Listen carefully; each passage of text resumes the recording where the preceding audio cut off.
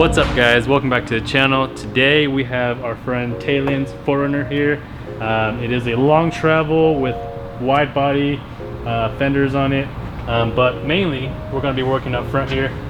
As you can see here, we have the OEM headlight and we have these brand new headlights that are made by AlphaRex. If you guys have been looking at headlights, this is going to be a really good option for you guys because it is an upgrade, unlike some others that are on the market. But if you take a look closer here, the main difference is going to be the black housing. This is the jet black version. Also the DRL is more of a clear style, and there's actually, it lights up, versus the OEM one, that that part of it is just chrome.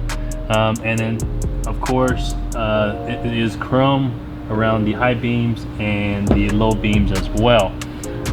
With the AlphaRex, everything is black, and you do have two projectors instead of just one, the high beam projector and the low beam projector.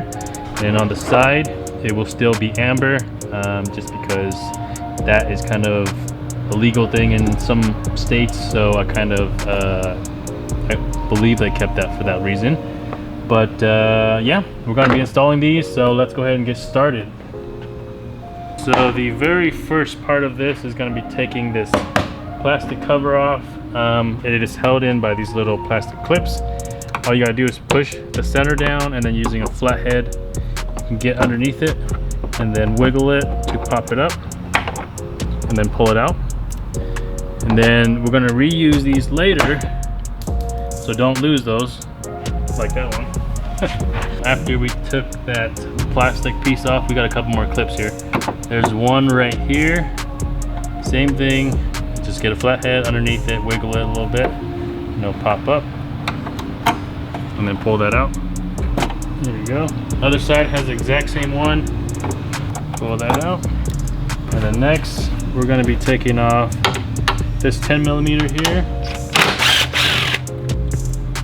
and then the other side has the exact same, but Taylon has fiberglass fenders here, so he doesn't have the exact same mounting holes for this piece here and the other side. So on his, we just pull straight up, versus if you have an OEM fender, you would slide it forward and then lift it up.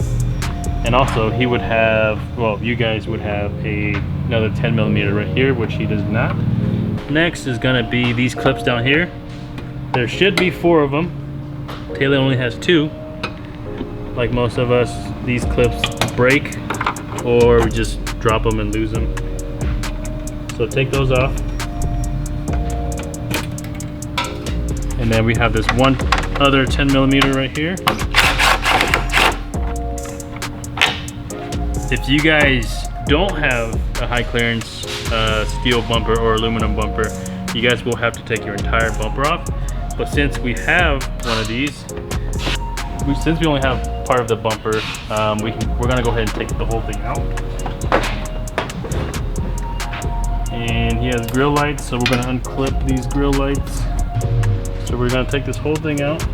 Now we have access to the entire thing. So we're gonna take this 10 right here, and this one over here, and then the very last bolt will be right here on the very side. But once again, Taylon has fiberglass bumper. He could make a hole right there and put that bolt in if he wanted to, but if you guys have OEM, you guys will have that. So now the headlight should just come off just like that. We'll get everything unplugged. Look at the back of this thing. This is caked. That's why those connectors were so hard to take out. So this here is the passenger side AlphaRex headlights. In the back here, we only have a couple wires to work with, which is great, because on our AB6 headlights made by Custom 54, there was a ton of wires. So the wire management is a lot nicer on this one. Everything is sealed inside, so I don't think you can change the bulbs out for the low or the high beam, but I could be wrong. So what we're gonna do here is we're gonna prep all these wires because we're not gonna need like the LEDs that Taylor had on here before, and we're gonna see if the bulbs are gonna be needed or not.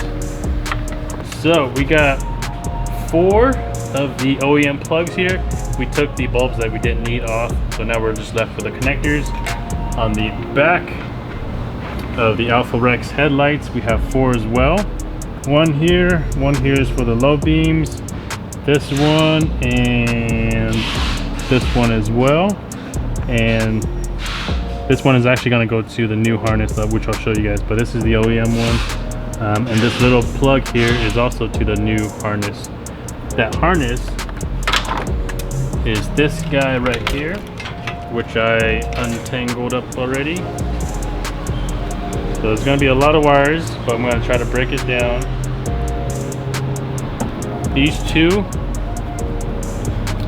with the little clear plugs, I don't know if you can see that, but they have little tiny clear plugs on there. That goes to the little tiny plug that I just showed you. One is long and one is short. The longer one is going to go to the passenger side. The shorter one is going to go to the driver's side, and the reason being is that we're going to tuck the majority of this wire over there. So we're going to just leave that there, and then on the other end of this little square box here, this is the, I guess, little magic box. If you guys have seen the AlphaRex promo videos, when you first turn your engine on, the lights kind of do a little dance before they actually come on. That's what this little box does. Okay, so on the other side of that box, you got a fuse holder. You have a red and a black, which is power and ground. You have a yellow wire, which in this application doesn't do anything, so you can connect it or disconnect it, it's up to you, won't matter. And then lastly, we have a little gray wire attached to an added fuse, okay, or add a circuit, depending who you talk to or what you look up. One side will be with a 5 amp fuse, the other side will be empty. The other side is the other fuse that you decide to pull out of the fuse box. Okay, so we'll get to that. So first of all, let's connect the headlight first and get it into place, and then we'll figure out the wiring after. So find the connector. They're not all the same, so it should be pretty easy to find out which is which. Like this one has a little triangle connector, and that matches up to this one. So just line that up and plug that in. Clips in. This next one is gonna go here, the brown one. And then the low beam will go to this one. Once again, it should only go one way.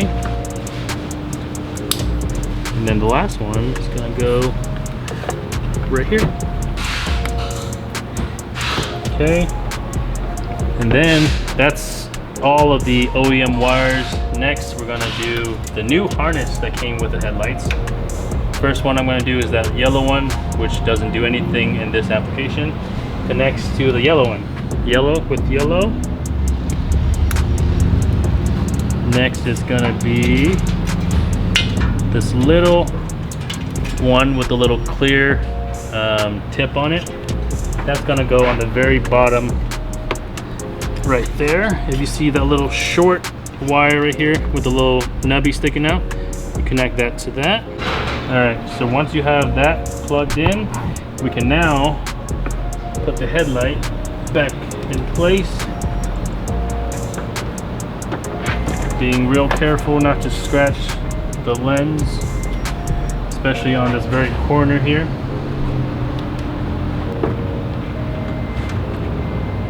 There we go.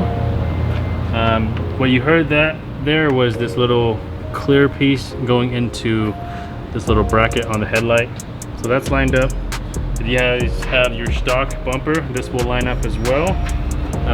Same with that one. And then the last one is going to be right here. All right, so once you have the bracket on the headlights lined up with those little clear pieces. Go ahead and put the screws back. So now that we have that back together, I want to show you guys like a little side-by-side comparison before we do that other side.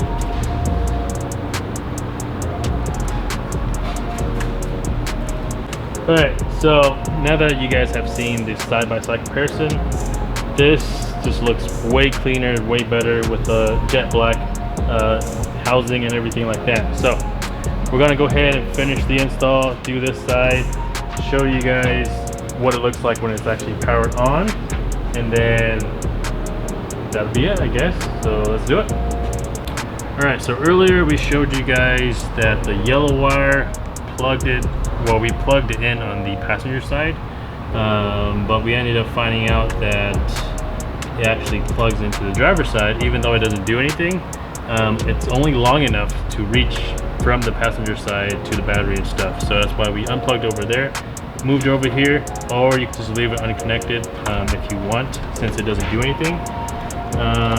So we'll tuck it down there, and then what we have left is gonna be the red power wire, black ground wire, and then we have the gray wire with the added fuse, which is red, but it's an added fuse.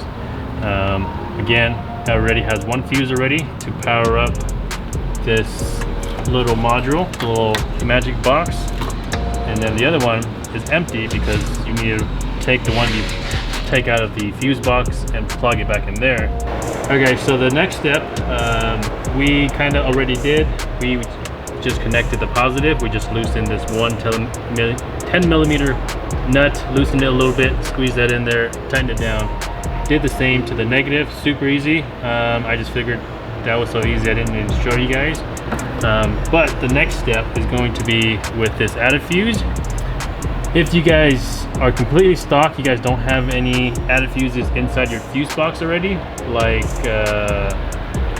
well, not like this one, then you guys will be able to connect this straight into the INJ fuse, which is what AlphaRex recommends.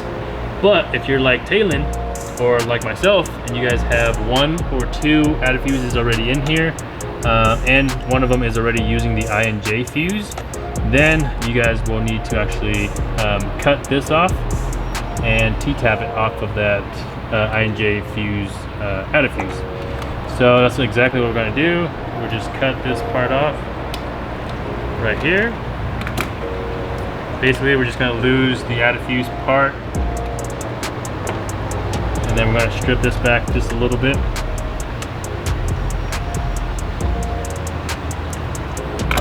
Okay, twist that. And then these are the T-taps. So on this end, we're gonna put the connector, which is this, on here. We'll just feed that in there, and then we just crimp it down.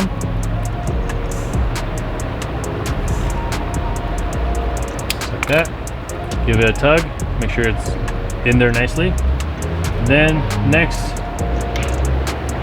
if you guys, like I mentioned, if you guys have a added fuse already in here, what we're going to do is we're going to leave it exactly where it is. So I'm going to put it back in the INJ fuse, but back here where the wire is a lot smaller than up here, this is I think a 16 or even maybe a 14 gauge wire. Back here is I believe an 18. So we're going to use the other part of the T-tap. We're going to just set it right there on the metal, and then we'll just close it or push the wire down a little bit using your thumb.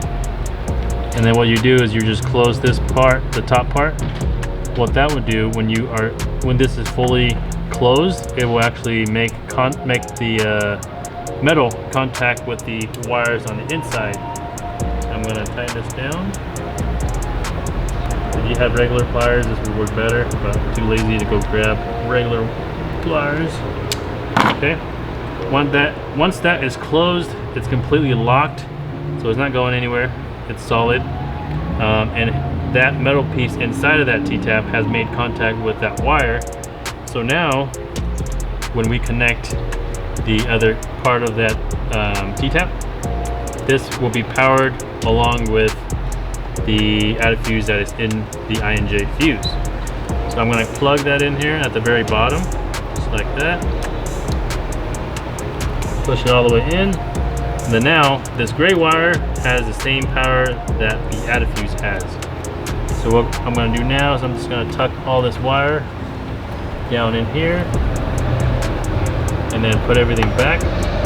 So this, I'm just going to set this in here just like that. I'm going to put this nut back. If you guys don't know how to take this off, I think we have it in one of our older videos. It just makes it easier. That way you don't have to, it won't pinch your wires if you were to like run a wire along the lip of this. And then when you close the lid, it'll actually cut it off. Okay. Once that's all set, like I said, that gray wire is powered.